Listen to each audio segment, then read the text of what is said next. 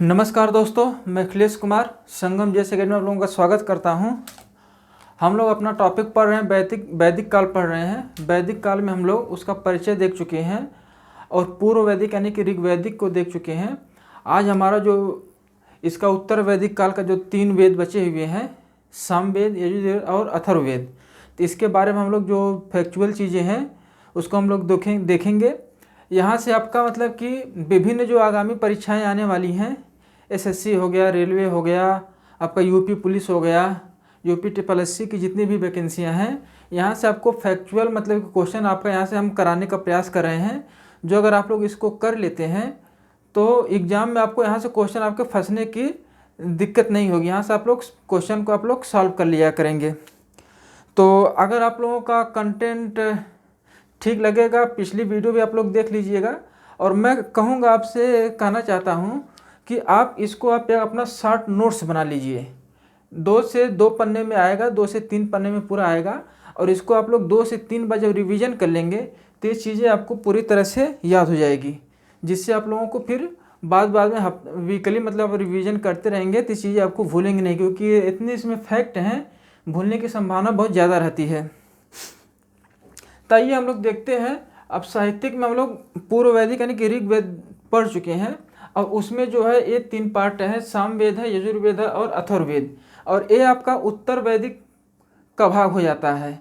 हम पूर्व वैदिक मतलब कि वैदिक काल में, जैसे ऋग्वैदिक में हम खाली ऋग्वेद को ही पढ़ते हैं, लेकिन उत्तर वैदिक काल में हम लोग सामवेद, यजुर्वेद, अथर्ववेद, इसके साथ साथ ब्राह्मण पढ़ेंगे, अरण्यक पढ़ेंगे, उपनिषद पढ़ेंगे, उसी में आज आपका वेदांग भी आ जाएंगे। इन सबों को हम लोग कवर करने का प्रयास करेंगे। तो ये शुरू करते हैं। तो हमारा आज का जो है इसमें दूसरा वेद आपका हो जाता है सामवेद हो जाता है। सामवेद देखा जा अगर है तो एक तरह से एक मतलब गीतों का मतलब कि इस संग्रह है, यानी कि ये गीतों का है, यानी कि जो ऋग्वेद में मंत्र जो हैं उन्हीं को एक गीतों के रूप में प्रस्तुत किया गया है, यानी कि गाने के रूप में इसको प्रस्तुत किया गया है। तो एक तरह से अगर देखा जाए तो ये छंद संग्रह या छंदों का संग्रह है। सामवेद क्या है? तो ये छंदों का संग्रह है। क्या है? एक तरह से इसको देखा जाए तो ये छंदों का संग्रह है।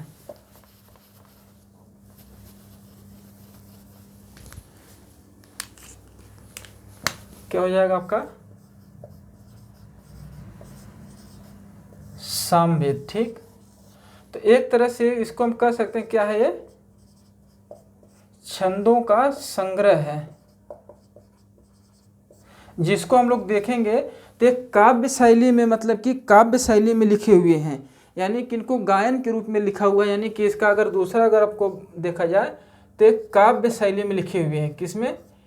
काव्य शैली में लिखे हुए हैं। काव्य शैली मतलब कि वही गाने के, इनको मतलब कि एक कविता के रूप में पढ़ा जा सकता है, यानी कि गानों के रूप में आपको इसको पढ़ा जा सकता है। ठीक है, तो अगर इसमें अगर हम नेक्स्ट देखते हैं तो अगर इसमें मंत्रों को हम देखते हैं तो मंत्र इसमें आपको जाते हैं 1549 मंत्र हो जाते हैं। कितने मंत्र हो जाते हैं इसमें? 1549 मंत्र हो जाते हैं। ये अधिकतर मंत्र क्या है, ये ऋग्वैदिक से लिए गए हैं। अगर इसका सामवेद का अगर अपना मंत्र देखा जाए तो इसमें आपको करीब 90 के करीब इसका लगभग 90 मंत्र होते हैं जो अपना होता है, और सब और उसके बाद जो मंत्र बचते हैं ये ऋग्वेद से लिया गया है और उन्हीं का गायन किया गया है। अगर इसकी हम शाखा को देखते हैं, शाखा देखिए इसके मतलब कि वैसे तो देखा जाए कि वेदों में लिखा है कि इसकी हजारों शाखाएँ थीं, लेकिन जो वर्तमान समय में बची हुई शाखाएँ हैं तो बची हुई शाखाओं में 3 शाखाएँ हैं। कौथुम है, जैमिनी है और नारायणी है। अगर हम यही ऋग्वेद में देखते हैं तो ऋग्वेद में भी 3 शाखा आपको मिलेगी, जो मतलब कि एक तो साकाल हो जाएगी, दूसरा बालखिल हो जाएगी और तीसरा वास्कल हो जाएगी। और साकाल जो शाखा है ऋग्वेद की एकमात्र बची हुई शाखा है। ठीक है, तो उसी तरह यहाँ पर कैथिम हो गया, जैमिनी हो गया और नारायणी हो गया। तो ये तो आपका हो जाता है, इधर इसकी शाखा हो जाती है। तो सामवेद अगर गीतों का संग्रह है, यानी कि नाच गानों के संग्रह, मंत्रों का संग्रह है, तो इसमें राग भी होंगे। तो इसमें अगर देखा जाए तो राग इसमें कितने मिल जाते हैं? तो इसमें 1810 राग हैं। कितने हैं राग? अगर देखा जाए राग हम देखते हैं इसमें कितना है 1810 राग आपको इसमें मिल जाते हैं। अगर आप लोग देखो तानसेन का नाम लगभग सभी लोग सुने होंगे, तानसेन। तो तानसेन का नाम आप लोग सुने हैं। तो तानसेन इसे मतलब कि राग ध्रुपद को ही गाते थे। क्या? राग ध्रुपद। इसमें एक शैली थी राग ध्रुपद, इसी को ही तानसेन के द्वारा गाया जाता था। तो अगर पूछ लिया जाए तो 1810 कितने राग इसमें हैं, तो 1810 राग हैं। और तानसेन द्वारा किस राग को गाया जाता था, तो राग ध्रुपद को गाया जाता था। अगर इसका उपवेद हम लोग देखते हैं तो उपवेद आपका इसका हो जाता है गंधर्व वेद हो जाता है। तो उपवेद को अगर हम लोग समझते हैं तो ये उपवेद कोई अलग से नहीं आया है, ये वेदों का ही एक मतलब कि भाग होता है। और इसके जो मंत्र होते हैं ये वेदों पर ही मतलब कि आश्रित होते हैं। और गंधर्व वेद को अगर देखा जाए तो इसको हम लोग देखें तो इसका जो संकलन किया गया, यानी कि इसको गंधर्व वेद की रचना जिन्होंने किया तो कौन थे, भरत मुनि। कौन थे, भरत मुनि।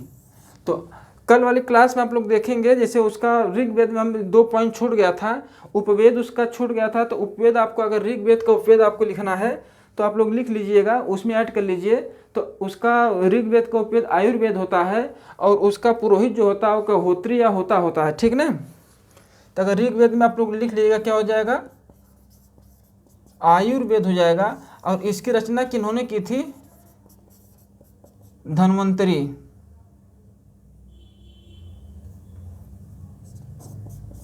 धन्वंतरी द्वारा इसकी रचना किया जाता था। अगर ऋग्वेद का अगर पुरोहित देख लिया जाए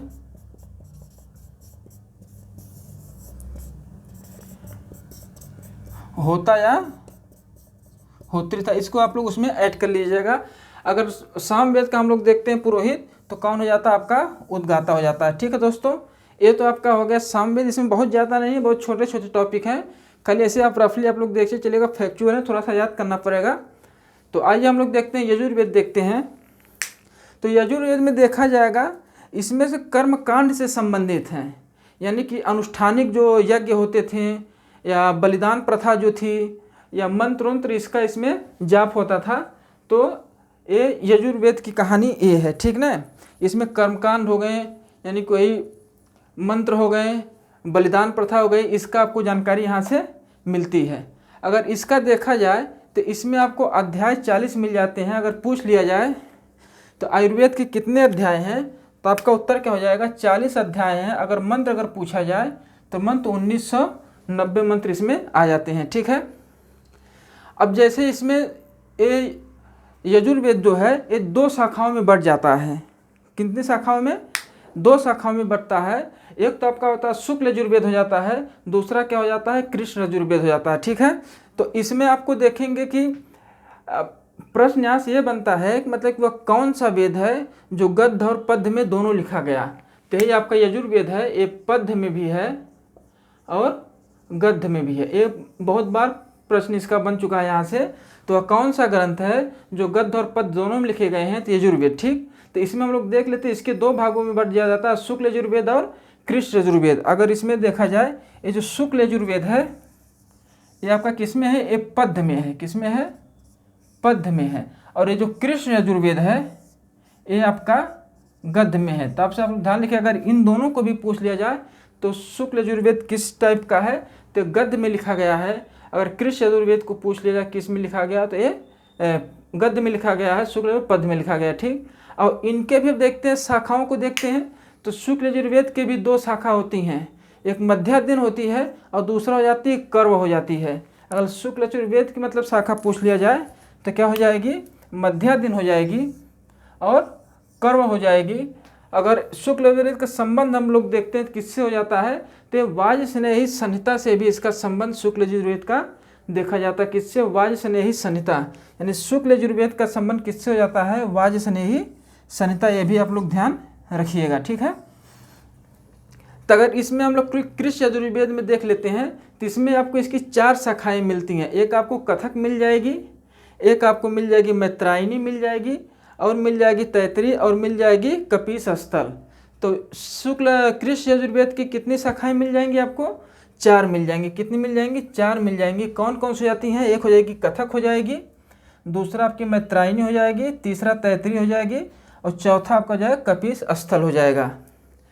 अगर इसका हम लोग देखते हैं, यहाँ तक तो क्लियर हो गया है। अब इसमें हम पुरोहित देख लेते हैं। तो इसका पुरोहित, अगर यजुर्वेद का पुरोहित हम लोग देखते हैं तो यजुर्वेद का पुरोहित होगा अर्धर्यु हो जाएगा और इसका उपवेद क्या हो जाएगा, धनुर्वेद।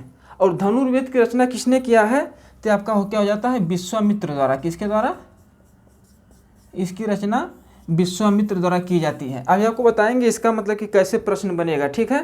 तो आप लोग नेक्स्ट हम लोग लास्ट देख लेते हैं इसका अथर्ववेद। अथर्ववेद में मतलब कि क्या है कि सबसे इसकी विशेषता क्या है, तो इसमें देखेंगे इसमें जितने भी जादू टोना और वशीकरण जैसे मंत्रों का प्रयोग कहाँ किया गया है, तो अथर्ववेद में किया गया। तो इसमें सीधा प्रश्न बन जाता है, तो किससे हो जाता है, जैसे जादू हो जाएगा, जादू टोना वशीकरण जैसे मंत्रों का संग्रह किसमें है, अथर्ववेद में है। और इसकी क्या विशेषता है कि ये सबसे लोकप्रिय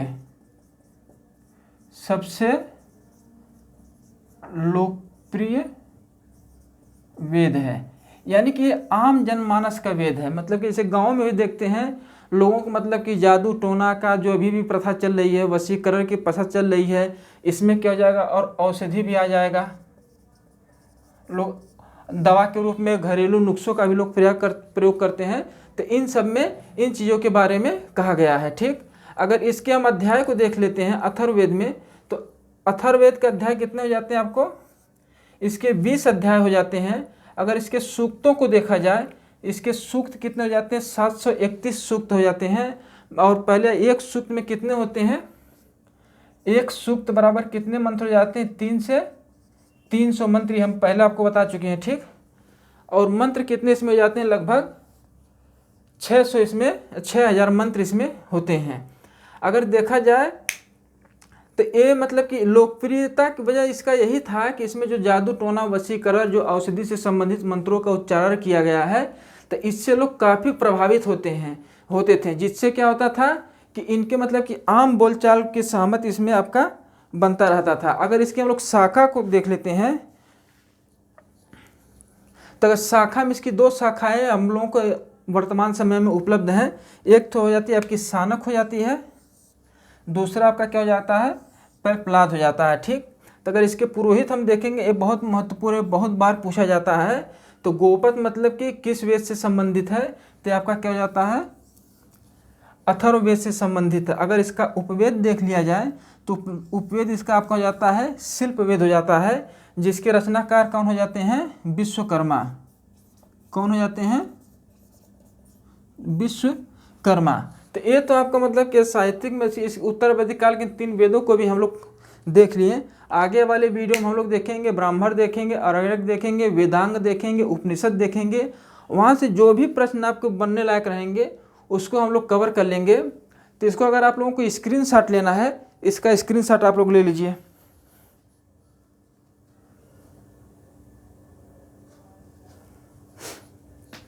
ठीक है। आइए अब इसको हम लोग देख लेते हैं। तो इन सब चीज़ों का थोड़ा सा कैसे प्रश्न बन सकता है, ठीक। तो यहीं पर आप लोग थोड़ा सा लिख लीजिएगा, जो लगभग हम करवा ही चुके हैं। बस आप लोग एक नोट्स अगर आप लोग बनाएंगे तो आप लोगों को इससे बहुत ज़्यादा हेल्प मिलेगी। अगर आप लोगों को कंटेंट अच्छा लग रहा है तो इसको आप चैनल को आप लोग थोड़ा सब्सक्राइब कर लीजिए और ज़्यादा से ज़्यादा इसको शेयर करने का प्रयास करिए, जिससे जो हम प्रयास कर रहे हैं तो उससे हमारा भी मोटिवेशन बढ़ता रहे, ठीक। तो अगर हम लोग देखते हैं इसमें, तो इसमें हम लोग चारों वेद को पहले लिख लेते हैं। क्या 4 वेद हम लोग लिख लेते हैं, ऋग्वेद, सामवेद, यजुर्वेद और अथर्ववेद, ठीक। तो इसमें हम लोग अब क्या देखेंगे यहाँ पर, तो यहाँ हम इसके क्या देख लेते हैं, उपवेद देख लेते हैं। तो इसका क्या हो जाएगा, आपका आयुर्वेद हो जाएगा, ठीक। इसका क्या हो जाएगा, सामवेद का क्या होता है, गंधर्व वेद हो जाएगा। यजुर्वेद का क्या हो जाएगा आपका, धनुर्वेद हो जाएगा। और अथर्ववेद का आपका क्या हो जाएगा, शिल्प वेद। तो एक तो यहाँ बन जाएगा, मिलाने के लिए दे देगा ऋग्वेद का उपवेद या सामवेद का उपवेद गंधर्व वेद, यजुर्वेद का धनुर्वेद और अथर्ववेद का शिल्प वेद। यहाँ तक तो ऐसे मिलान के लिए क्वेश्चन देता, बहुत बार पूछा गया है, इसलिए इसको आप लोग मोस्ट इंपॉर्टेंट लिख लीजिएगा।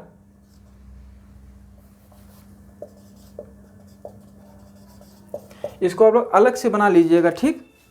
तब अब इसको हम लोग देख लेते हैं कि इसके रचनाकार कौन कौन से हैं। रचयिता मगर हम लोग देख लेंगे इसके,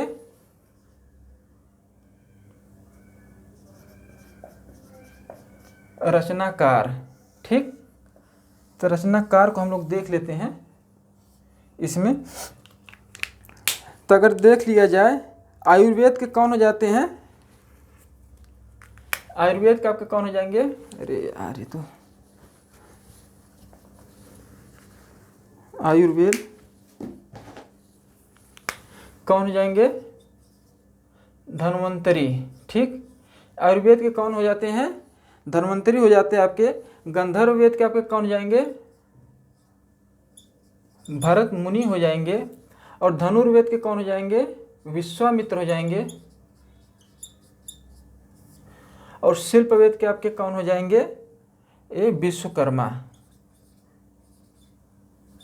ये विशेषकर ये लोग मुनि थे, ये नहीं कह, जो दूसरे से लेकर 7वें तक का जो मंडल है, ये इनको पारिवारिक पुस्तकें भी कहा जाता है। ये इन्हीं लोगों से संबंधित है। ये लोग मतलब कि एक परिवार से संबंधित थे और इन्होंने ऐसे रचना किया। तो आज के लिए बस इतना ही दोस्तों। अगर आपको कंटेंट अच्छा लग रहा है तो एक बार फिर मैं कह रहा हूँ कि थोड़ा सा हमें मोटिवेट करने के लिए ज़्यादा सब्सक्राइब करिए, लाइक वाला बटन ज़रूर दबाइए और वीडियो को ज़्यादा से ज़्यादा शेयर करिए। नेक्स्ट वीडियो में हम इसके मतलब कि और अगले पार्ट को देख लेते हैं। जब तक के लिए जय हिंद, नमस्कार।